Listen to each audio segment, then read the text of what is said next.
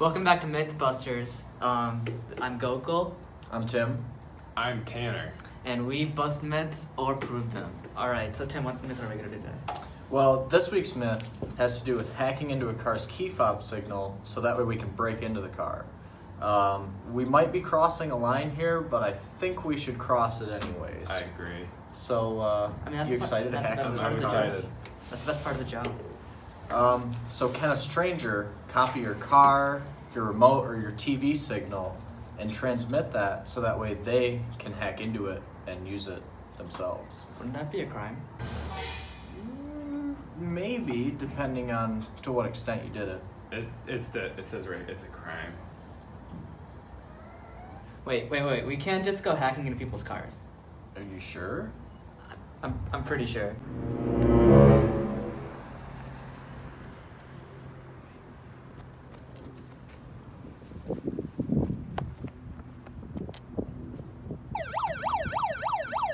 Sir, step away from the car. Step away from the car. It's your own car. The car market's on the decline either way, and the invention of hoverboards has taken off. You're right. It's pointless to hack into cars. And also, key fobs run at a frequency of 300 to 500 megahertz. And that equipment is far too expensive for the amount of tuition we pay, apparently. Supposedly. I mean, we need to simplify this then, right? Any ideas? Well, we might not be able to hack into cars, but we might be able to prank our friends. Ooh. That would be fun. What should we Yeah. do? Well, I was thinking we could copy the infrared signal from their remote control and use that to control their TV. You mean like change people's channels? Exactly. That's That would the be fun. ultimate prank. That would be They'll so never much see fun. it coming. So what are we gonna do then? Well, basically, we can use an Arduino and a little keyboard, and what we can do with that is put an infrared sensor in there, and when they press the remote buttons, we can see what frequency that transmits at, and then we can input that into our code and send it out using an infrared diode, so that way we can change their channels with our Arduino. I mean, it's pretty much the same thing as a car, but less illegal. Less Yeah, illegal. less You're right. illegal. Less fun. The first Arduino is hooked up to a fretboard with an infrared diode which will transmit the signal when we press the button that is also hooked up on the fretboard. The yellow wires are connected to circuits 10 and 11 on the Arduino, and that is where the code tells them to output the info to. The second Arduino has an infrared sensor, which is where we will sense the signal from the remote so that way we can use the code from that to control the TV. The yellow cord from this fretboard goes into circuit 2, which is specified in our code. A car and key fob work very similarly to the way that a TV and TV remote work. However, they run at very different frequencies, which the equipment for it is much more expensive and more specific. And that's why people can't hack into your cars as easily as we hack into a TV. A sensor in the car sends out a frequency that your key fob will mimic and send back a higher frequency so that way your car will unlock when you press the unlock button or lock when you press the lock button.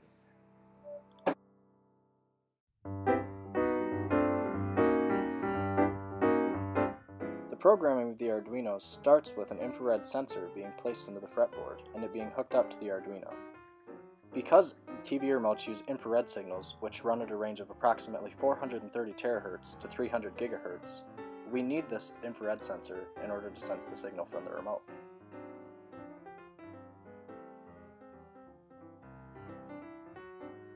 Now we hook it into the computer and download the code onto the Arduino, and it is ready to sense the signal. We now use this code in the Arduino, along with pressing the power button on the remote next to the infrared sensor, to receive the frequencies that that remote runs at.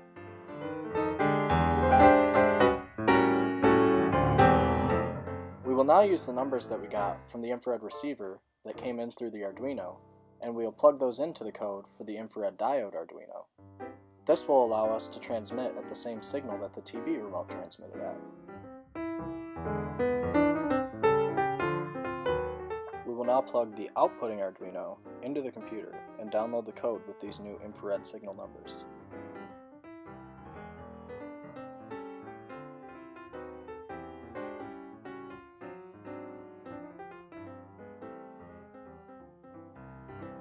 Now we're ready to prank.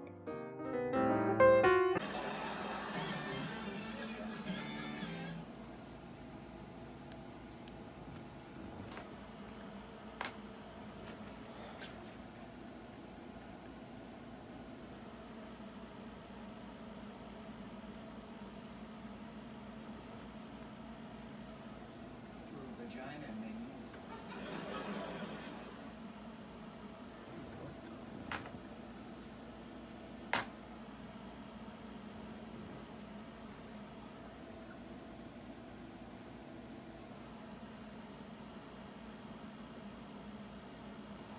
Son of a gun it is.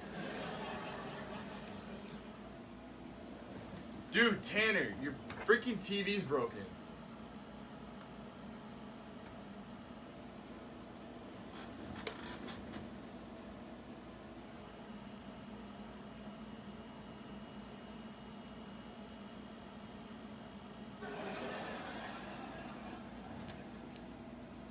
Dude, what the f-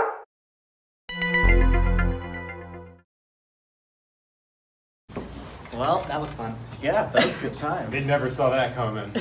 I still don't know if they know what happened or not. I don't think that they do. I think they think it was a ghost. Well, so on a more serious note, like, what do you think we learned from that? I think we learned that copying smaller frequencies is easier than copying large frequencies because doing the TV was a lot easier than trying to hack into a key fob. Although the key fob is theoretically plausible using the same attack scenario where we relayed the signals and Yes, such. exactly. I mean, it's So it pretty- is possible. I mean, it's pretty much just enhancing the signal, just mimicking it, exactly like Yeah. with the TV. So it would make sense, except a lot more illegal, like we said before. Yeah. So I agree. But So, first things first, confirm. confirm. And that's what matters. that is what matters. Put in the work. That's part of the job, right? I thought the best part was stealing cars. That's my favorite that is my favorite part. I mean, we can go anywhere. We can just steal people's cars. I mean, you tried it.